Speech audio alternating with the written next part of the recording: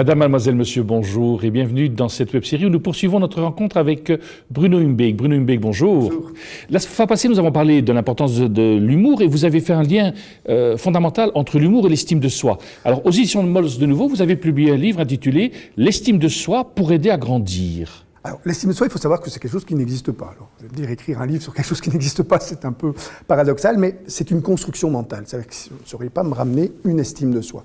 C'est une image. L'estime, d'ailleurs, ça vient de la boussole que les marins utilisaient pour ne pas trop se perdre en mer. C'est une boussole imprécise. Et l'estime, c'est une connaissance imprécise de soi. Ça n'impose pas une plongée dans les profondeurs comme la psychanalyse le suppose.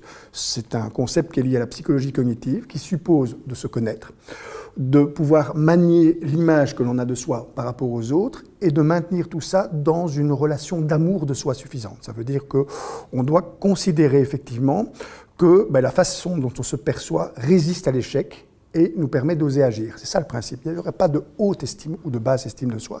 Il y a une estime de soi qui est plus ou moins stable. Si vous êtes stable dans l'estime que vous avez de vous-même, vous allez oser agir de plus en plus et donc vous allez évidemment augmenter votre probabilité de voir des actions réussies, donc d'avoir des succès qui, à un moment donné, nourrissent l'estime de soi. Et en cas d'échec, vous allez relativiser en disant « c'est vrai que j'ai échoué, mais je sais faire d'autres choses ». Et donc, le cercle vicieux d'estime de soi est plus important que la hauteur de l'estime de soi. À l'opposé, un cercle vertueux de mes estimes de soi, je n'ose plus agir, je nourris plus cette estime que j'ai de moi-même, et en cas d'échec, je le généralise en me disant « il vaut mieux arrêter d'agir parce que quand j'agis, c'est une catastrophe ». Alors, vous avez parlé d'estime de soi et amour de soi. Est-ce que c'est la même chose ou bien ce sont des concepts différents dans votre pensée? L'amour de soi est une des composantes de l'estime de soi. Si vous voulez d'ailleurs percevoir comment fonctionne une estime que l'on peut avoir de soi-même, il faut bien concevoir l'idée du miroir, par exemple. On utilise généralement un miroir, uniquement, et les enfants le montrent beaucoup mieux que les adultes. On utilise le miroir pour apprendre à se connaître. Le principe du miroir, c'est « dis-moi qui je suis ».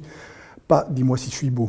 D'ailleurs, très souvent, effectivement, les adultes confondent les deux objets. D'ailleurs, si vous faites comme la mère de Blanche-Neige le fait très bien, miroir, dis-moi qui est la plus belle. Un miroir, ça parle sans réfléchir et ça va inévitablement vous lancer un listing avec éventuellement le nom de quelques-unes de vos amies.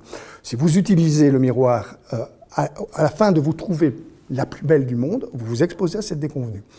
Et donc, c'est ça l'image de soi. C'est uniquement, et la connaissance de soi, c'est qui je suis et qu'est-ce que je renvoie comme image aux autres en fonction de ce que je suis. Par contre, l'amour de soi, la construction ne se fait pas dans le miroir, elle se fait dans le regard des autres, mais de ceux qui nous ont aimés de manière inconditionnelle. Si vous demandez d'ailleurs à votre conjoint, dis-moi qui est la plus belle, et que lui est aussi malotru qu'un miroir, et vous balance un listing avec le nom de vos amis dedans, vous allez voir effectivement une fracture, qui est une fracture de l'amour de soi. C'est-à-dire qu'on a tous cette prétention d'être le préféré aux yeux de quelqu'un, d'être aimé de manière inconditionnelle. C'est pour ça que Blanche-Neige, qui donne des remarquables leçons d'estime de soi aux enfants, dit « un jour mon prince viendra ». C'est nous qui avons supposé qu'il serait beau, parce qu'elle ne l'a jamais dit elle a juste dit « un jour on m'aimera ».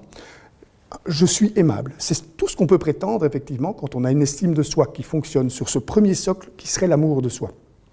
S'il ne fonctionne que sur celui-là, il y aura des manques d'ailleurs dans les deux autres socles que sont la connaissance de soi et l'image de soi, parce qu'il faut que tout fonctionne le mieux possible. Un exemple assez typique, c'est Marilyn Monroe. Marilyn Monroe avait une connaissance d'elle-même approfondie. Elle avait des années de psychanalyse derrière elle, une image d'elle-même qui était renvoyée de manière effectivement sublime, elle était considérée comme une star, mais un amour de soi qui était très contrarié par l'idée d'avoir vécu avec une maman maniaco-dépressive qui aimait, rejetait de manière continue. Vous aviez donc à un moment donné un affaissement de l'estime de soi qui explique probablement en partie son suicide. Prenez Jean-Paul Sartre par exemple. Lui, c'est quelqu'un qui a une connaissance de lui-même, je vais dire très forte, qui a une image de lui-même très très forte et qui a un amour de lui-même préservé malgré, qu'il l'explique dans les mots, la laideur qu'il constate comme étant la sienne. Mais ça ne lui pose pas de problème parce qu'il se sait aimé de manière inconditionnelle par sa mère et ça va en faire un très grand séducteur, capable sur le plan de ses relations avec les autres de s'affirmer avec une estime de soi qui était terriblement stable, sur le plan notamment de ce socle qu'est l'amour de soi. Alors vous dites image de soi, connaissance de soi, amour de soi. Est-ce qu'il y a un ordre L'ordre par rapport auquel vous vous construisez de manière préférentielle, chacun en a un différent. Certains vont être terriblement attentifs à l'image qu'ils ont d'eux-mêmes. Souvent, c'est des mécanismes de compensation d'ailleurs. Si vous avez un amour de vous-même qui est un peu défaillant, bien vous allez cultiver l'image de soi.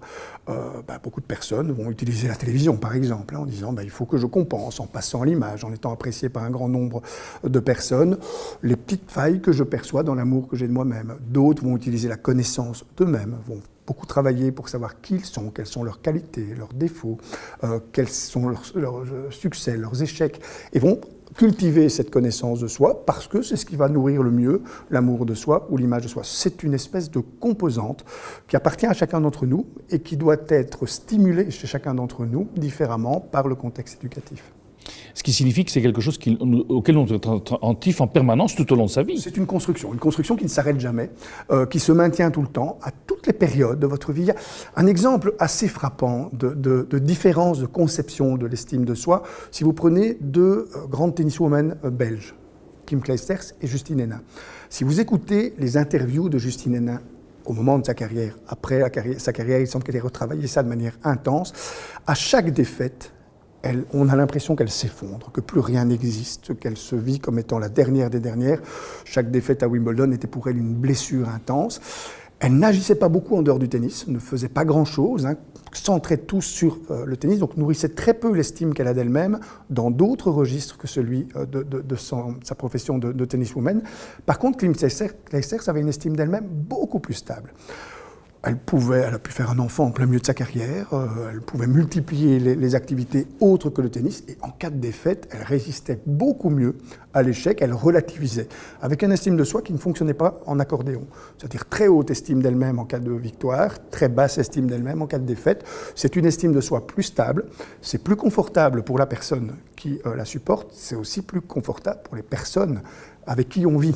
Si vous avez une estime de vous-même qui doit en permanence être nourrie par le conjoint, c'est beaucoup plus fatigant pour lui qu'une estime de soi stable, qui va résister aux toutes les petites blessures du quotidien. Il va pouvoir les métaboliser dans autre chose parce que l'estime de soi résiste aux agressions de l'autre. J'imagine quelqu'un qui nous écoute pour le moment et qui se dit, voilà, moi je n'ai pas une grande estime de moi aujourd'hui, etc. Comment est-ce que cette personne peut la retrouver ? Alors, je pense qu'elle peut la retrouver dans le regard de quelqu'un, dans le regard aimant de quelqu'un, aimant de manière le plus inconditionnelle possible. Elle peut la retrouver dans la connaissance qu'elle va avoir d'elle-même, c'est-à-dire pas une connaissance nombriliste de soi. Il s'agit simplement de cultiver une connaissance de surface. Qu'est-ce que je sais faire ? Qu'est-ce que je ne sais pas faire? Qu'est-ce que j'accepte de ne pas savoir faire? Parce qu'on n'est pas obligé d'être performant dans tout. Si vous êtes mauvais en bricolage mais que vous l'assumez, ça n'aura aucune incidence sur l'estime que vous avez de vous-même. Si par contre vous estimez qu'un homme, ça doit nécessairement être bon en bricolage, vous aurez à ce moment-là un combat permanent avec vous-même. Et donc cette connaissance de soi va supposer ce mécanisme-là, et alors l'image de soi qui va se travailler avec l'autre dans l'idée du don et du contre-don. Et donc faire des cadeaux, pas se faire des cadeaux. Parce que je le vaux bien, c'est un slogan catastrophique. Si vous voulez vous offrir un parfum, faites-le offrir par quelqu'un qui vous aime, parce qu'il pense que vous le valez bien. Vous allez nourrir beaucoup mieux l'image que vous avez de vous-même et l'estime donc que vous avez de vous-même, que si vous l'achetez pour vous faire plaisir. Donc se faire des cadeaux, et se faire des cadeaux risqués, c'est indispensable dans nos sociétés pour démontrer qu'on est dans des mécanismes de reconnaissance de l'autre et de connaissance de l'autre. Je t'aime et tu m'intéresses, c'est beaucoup mieux que je t'aime, mais je te comprends. On ne demande pas d'être compris, on demande de susciter de l'intérêt chez l'autre.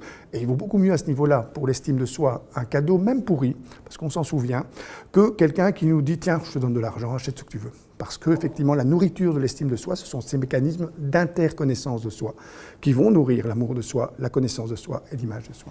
Mais est-ce que ça signifie que ça, quelque part, ça ne peut pas se vivre tout seul? C'est toujours dans la relation que ça doit se vivre. L'estime de soi est un mécanisme relationnel.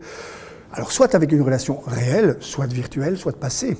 Mais retravailler une relation passée pour dire, mais dans cette relation-là, finalement, qu'est-ce que j'en ai pris dans l'idée que je me fais de la connaissance que j'ai de moi-même, de l'image que je renvoie à un autre et de l'amour que je suis en mesure de provoquer chez quelqu'un d'autre. Retravailler l'estime de soi peut se faire sur des relations passées. Mais c'est toujours dans la relation avec l'autre. Dans l'isolement, on ne produit rien en termes d'estime de soi et surtout, elle n'a pas beaucoup d'utilité. L'estime de soi est utile pour apprendre à aimer, pour apprendre à connaître et pour apprendre à regarder ceux qui nous entourent, pas pour simplement se sentir bien soi-même avec soi-même. Ce qui signifierait par exemple que des personnes qui n'auraient pas fait un deuil pourraient alors vivre une difficulté d'estime de soi qui les rendrait eux-mêmes en difficulté dans des relations possibles et futures. Alors sans doute si elles n'ont pas fait le deuil du rôle qu'elles ont eu à l'intérieur de la perte qu'elles ont subie. Si vous expliquez ça, oui. Vous pouvez très bien avoir la perte d'un parent, par exemple, si vous avez le sentiment que dans cette perte, vous avez eu un rôle particulier, parce que vous n'avez pas pu l'empêcher, pour une raison ou l'autre, et certains ont l'image fantasmatique de l'idée qu'ils pourraient empêcher la mort des autres, simplement en étant présents. Je me souviens toujours de cette personne qui me dit « Je n'arrive pas à me remettre parce que le jour où mon père est mort, j'étais aux États-Unis. Si j'étais resté là, il ne serait pas mort. » Il va en permanence avoir du mal à faire le deuil de cette relation avec son père parce qu'il a du mal à faire le deuil du rôle qu'il aurait pu avoir ou qu'il s'est donné par rapport à cette situation-là. Et de nouveau, tout ça perturbe les trois socles. L'image de soi, l'amour de soi et la connaissance de soi.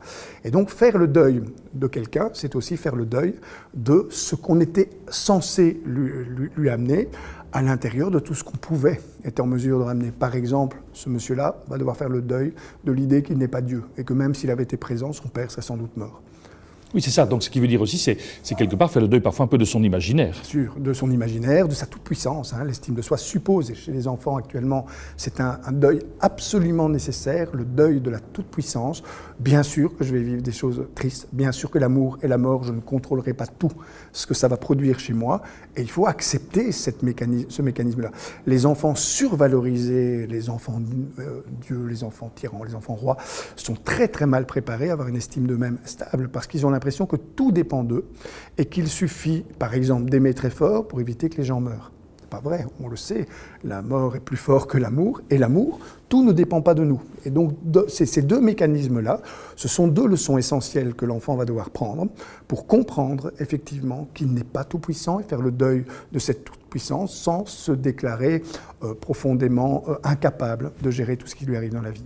Vous seriez alors d'accord avec, je me permets cette citation de saint Paul, « Car lorsque je suis faible, c'est alors que je suis fort ». Exactement, mais c'est évident, c'est accepter ses faiblesses, pas comme une forme de résignation, mais comme quelque chose d'ontologiquement humain, face à la mort, face à l'amour. Je suis nécessairement faible parce que la part de l'autre, je ne la maîtrise pas, ou la part de l'incertitude, de la finitude ou de la solitude, je ne peux pas maîtriser complètement.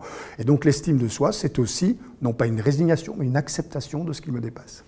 Bruno Humbeek, un grand merci, on se retrouve très bientôt. Nous arrivons au terme de ce magazine. Merci d'être resté avec nous. Au nom de toute l'équipe qui l'a préparé, je vous souhaite une excellente journée.